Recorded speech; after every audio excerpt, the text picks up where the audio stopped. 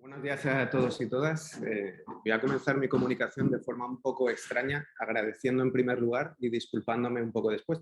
Agradecer en primer lugar a la organización que me invitara o aceptara mi participación y disculpándome porque yo no soy en absoluto un experto en antropología de la alimentación, por lo tanto, si meto fallos, gambazos, etcétera, pues tendréis el tiempo de preguntas para corregirme, ¿de acuerdo? Hace 10, 11 años, cuando yo comencé mis primeros pasos en la antropología, hice un trabajo de campo en Almendalejo, en Badajoz, en España, que es una zona muy dedicada al cultivo del vino. Y yo, por ejemplo, cuando le preguntaba a los viticultores qué es lo interesante o qué es lo específico de tu vino, me daban respuestas similares a las que ha presentado Carmen en su exposición, ¿no? Expresa el sentimiento de nuestra tierra. Claro, es un discurso muy común entre los informantes cuando asistimos a cómo ponen en valor, ¿no?, ciertas prácticas de representación, revitalización, actualización de lo nuestro, nuestra historia, nuestras costumbres, nuestras tradiciones.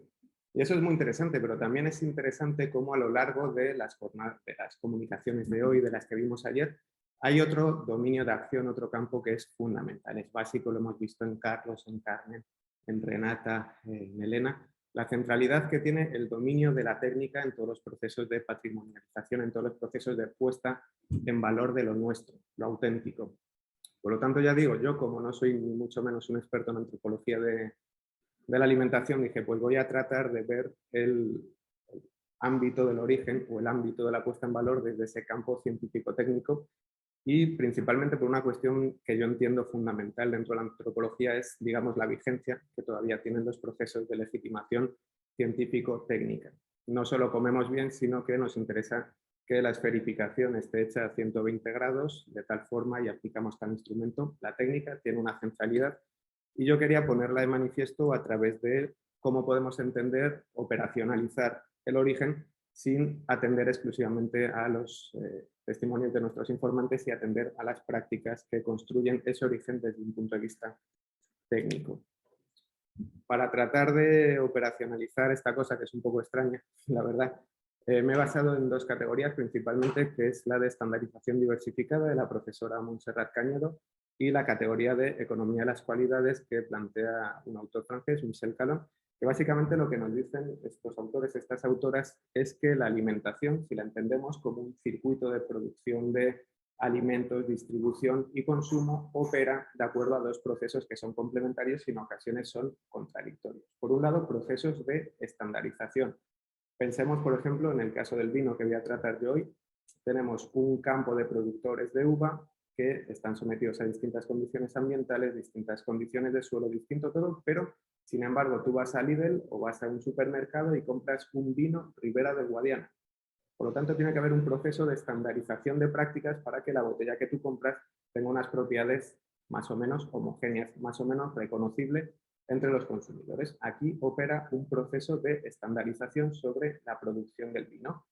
Por otro lado, nuestros gustos son cambiantes y esto es algo obvio. A mí me gusta el Ribera Guadiana, pero también me puede gustar el Ribera Guadiana con ciertas propiedades un poco más adelante. Aquí se produce un juego un poquito extraño que es el de generar un proceso homogéneo con propiedades que sean reconocibles, pero por otro lado, que esta homogeneización se adapte a los gustos cambiantes de los consumidores. ¿Cómo podemos operacionalizar esto? ¿O cómo lo suelen hacer las empresas de, bueno, más bien los consorcios, ¿no?, de denominación, que son los que ponen el sellito en la botella de te estás comprando un vino de tal origen? Madre mía. Básicamente a través de certificaciones, ¿no? Una certificación, una denominación de origen, una IGP, todo este tipo de reconocimientos lo que hacen es verificar la homogeneidad de ciertas características y aquí es lo interesante, que es un poco donde entronca este proceso con esa puesta en valor de lo nuestro, lo tradicional, nuestras costumbres, es que en ese proceso de certificación incorporamos propiedades que son ajenas al producto, ¿no? Las más clásicas: este es un producto local, esto es un producto orgánico, esto es un producto ecológico. Y todas estas categorías que son abstractas, o en el mejor de los casos son cosas que te cuenta la gente y tú te las tienes que creer porque no tienes forma de verificarlo, pues esto lo que hacemos es volverlo calculable, operativo y comercializable. Por lo tanto, después de este preámbulo teórico un tanto aburrido, el objetivo de mi comunicación es básicamente presentar seguir las cadenas de prácticas que operan en la estandarización de un producto, de un vino, el vino Ribera del Guadiana. Me apoyo un poco en categorías así laturianas de estas extrañas, ¿no? Cadenas de transformaciones, traducciones e instrucciones, que las vamos a ir viendo a través de ejemplos muy sencillos que nos permiten reconstruir cómo asociamos una botella de vino a un origen, ¿no? A esa frase de el sentimiento de nuestra tierra. Cómo vinculamos ese sentimiento de nuestra tierra con esta botella. Eso lo podemos reconstruir a través de la ciencia y la técnica. Y básicamente esta comunicación se apoya en una etnografía que he desarrollado la estación de control, la estación enológica de Almendralejo, que es el lugar que certifica, que acredita la calidad o el origen de este vino. La denominación de origen Ribera del Guadiana la podemos definir, grosso modo, como una red científico, técnico, formativa, comercial que comercializa vino de 21 variedades de 6 zonas específicas de Extremadura, en el suroeste de España, comercializa vino, lo etiqueta, esto es reconocible, la contraetiqueta que podemos observar, y todo este conglomerado está regulado por una entidad que es la que ordena las prácticas técnicas que certifican el origen. Si nos vamos al pliego de condiciones, pues ahí nos va a ir especificando todo lo que tiene que cumplir aquello que tú embotellas para decir, este es el sentimiento de tu tierra, muchacho, lo estás comprando, ¿no? Todo este tipo de prácticas científico-técnicas pues nos lo vinculan a lo local, a nuestras tradiciones, ¿no? En el siglo IV ya había un yacimiento de tal en no sé qué comarca. En un libro del 1500 ya aparece el vino. Esos son relatos de nuestros informantes clasicazos, ¿no? El sentimiento de nuestra tierra. ¿Por qué? Porque mira, hace 600 años el arcipreste de Ita, como se llama, sí, pues ya lo nombraba, ¿no? Otra cosa que es muy clásica cuando le preguntas a los viticultores es qué define el origen de tu producto, ¿no? Y lo interesante es que me decían, no, nuestras uvas son las que le dan la fuerza, ¿no? Los discursos estos clásicos de cuando pregunta uno a viticultores y bodegueros es para volverse loco, porque siempre es nuestra tierra, nuestro clima, nuestras costumbres. Tú dices, sí, pero de las 21 variedades de uva blanca, solo 3 son extremeñas. ¿Dónde está ahí lo local? Y de las 17 de uva tinta, ninguna es extremeña. ¿Cómo podemos romper esos esquemas de productos locales cuando lo local totalmente inventado o, como nos gusta a los antropólogos, construido, ¿no?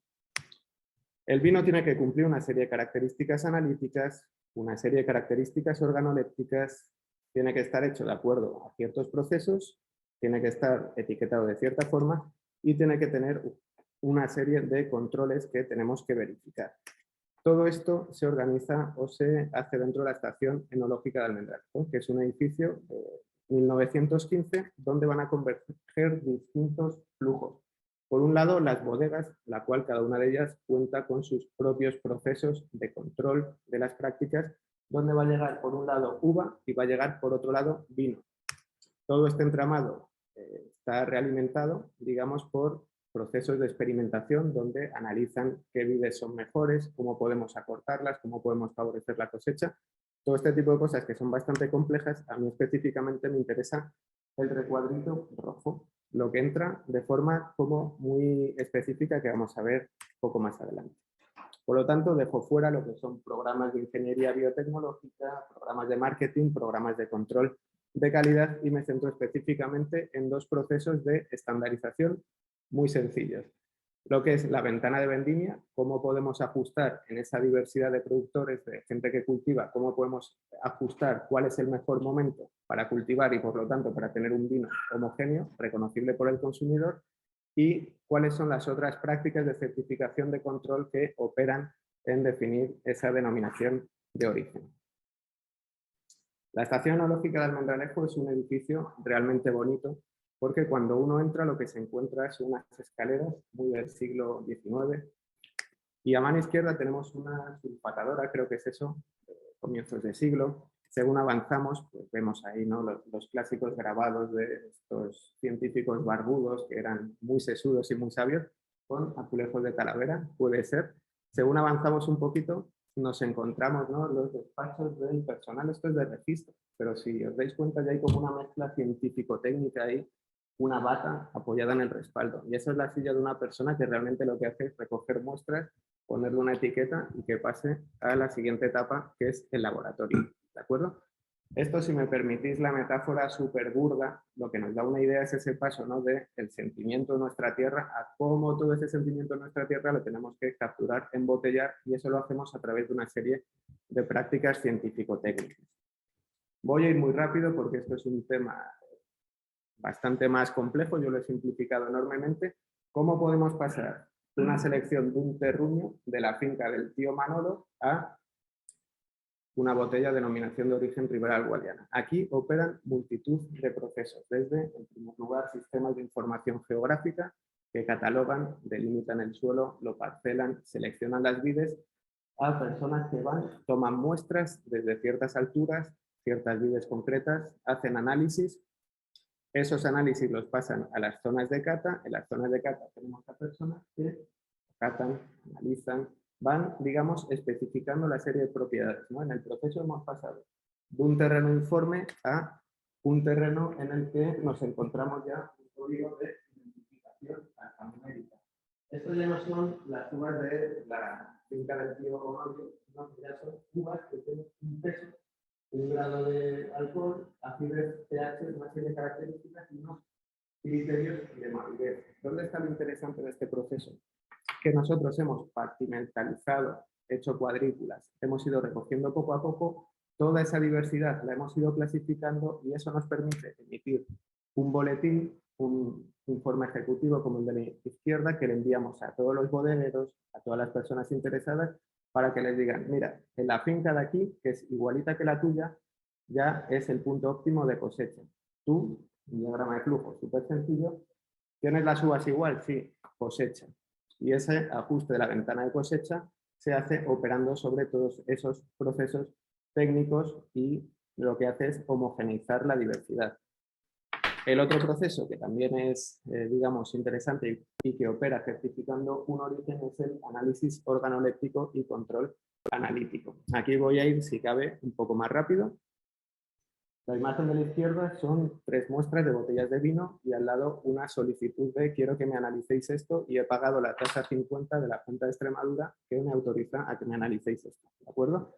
La persona que estaba sentada en la silla donde estaba la bata se levanta, se pone en el mostrador, dice ok, ok, y le pongo una etiqueta con un código de barras. Yo aquí ya estoy normalizando la muestra. La inscribo en un registro electrónico que ya pasa a la Junta de Extremadura. Y a raíz de ahí, pues son 2 procesos. Por un lado, el análisis organoléptico, que nuevamente operan multitud de procesos de estandarización. Las muestras las tengo que conservar a cierta temperatura. Mis controles, mis patrones de control, los tengo que conservar en ciertas condiciones. Y una vez que tengo todo eso, voy a la zona de análisis organoléptico. Esta zona es un cubículo que parece una biblioteca antigua donde tenemos un monitor, un teclado, un ratón, un dispositivo sumamente tecnológico y moderno, un cronómetro. Y junto a esto tenemos una persona que está evaluando una propiedad, en este caso la luminosidad del vino, utilizando un dispositivo un poco más rudimentario, pero también muy interesante, que es el de los pantones. Tú coges una copa, vas así a ojímetro, si cumple el color, pues yo ya estoy clasificando. ¿Qué es lo que estoy haciendo? Me llega una muestra de vino que no tengo ni idea y le estoy asignando unas propiedades que puedo legitimar a través de procesos científico-técnicos. ¿Por qué? Porque esto no lo haces a la buena de Dios. Esto lo estás haciendo todo el rato apoyándose en normativas muy concretas, muy específicas que, de hecho, se concretan o lo podemos ver mejor en la segunda etapa del control analítico, que ya es cuando entra el laboratorio público con sus columnas de ventilación, sus espectrómetros, sus tomatógrafos, todo esto, y en el proceso que generamos nuevos datos, nuevas instrucciones, nuevas cosas que nos ayudan a clasificar métodos, técnicas estandarizadas, apuntes de cuadernos de laboratorio, prácticas que nos salen. Pero, ¿qué es lo interesante de esto? Que todo este proceso también tiene sus fallos. Los instrumentos hay que calibrarlos, hay incertidumbres, pero al final, ¿qué es lo que tenemos? Una persona que nos llega con 3 botellas de muestra de soy de Bodegas Romale, quiero que me analices esto, y todo este proceso al final lo que te genera es un papelote. Este papel es el informe que tú le entregas al bodeguero y te dice, ok, ese sentimiento de tu tierra que tú me habías embotellado, te lo certifico y este sentimiento de tu tierra es real y cumple. Conclusiones de este proceso. ¿Cómo podemos vincular un origen a capacidades científico-técnicas? La centralidad que tiene el track and trace, ¿no? El monitoreo y control, la evaluación y los ajustes, ¿no? No son procesos que tengamos que seguir de forma reglamentada, sino que están sujetos a incertidumbres que tenemos que ir controlando continuamente. Pero la idea fuerza que me apetece transmitir en esta exposición, que es un tanto compleja y ardua, es que este camino del origen a la botella la podemos hacer o seguir en sentido hacia la botella y también en sentido inverso. Por ejemplo, del campo a la uva, de la uva al grado hasta el papelote que certifica, pero también al contrario, del certificado de laboratorio al técnico, a la carrera que ha estudiado, dónde la ha estudiado, por qué la ha estudiado. Es decir, podemos hacer un seguimiento tan complejo como queramos, pero regresaríamos al origen y a la frase de nuestro viticultor del sentimiento de nuestra tierra. Por eso, de esta forma lo que hacemos es romper un poco las narrativas de los informantes que aluden siempre a lo local, cuando lo local igual es un producto traído de Zimbabue que se embotella en la Conchinchina, ¿no? Las variedades locales realmente no son tan locales como pensamos. Y lo interesante es que el origen, en este sentido científico-técnico, consiste en que seamos capaces de mantener continuamente todas estas prácticas de estandarización. ¿Para qué? Para controlar el clima, controlar el tiempo, controlar las plagas, controlar los técnicos, controlar las bajas comerciales, los consumidores y todo esto que hace posible la estandarización. Ya me callo, Borja. Referencias y muchísimas gracias por vuestra atención.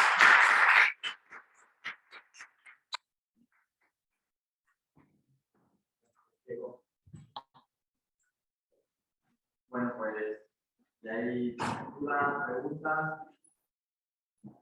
Y si no, pues vamos. Genial con la hora. Pues para lanzarnos también a la hora de comida local, no hay la cuenta. Entonces, tenemos ahora el punto de comida hasta las 4, 3:30 a 4 que podemos volver en la sesión de la tarde. En la comida, bueno, pues os mando un correo electrónico para aquellos que estaban interesados en la cantina, pero pago de no por comprar 6 euros. Hay una cantidad de acceso a la cantina, por lo cual podemos ir andando o problema. Nos vemos aquí otra vez a las 4. ¿Vale? Gracias por descansar. Esto no es para la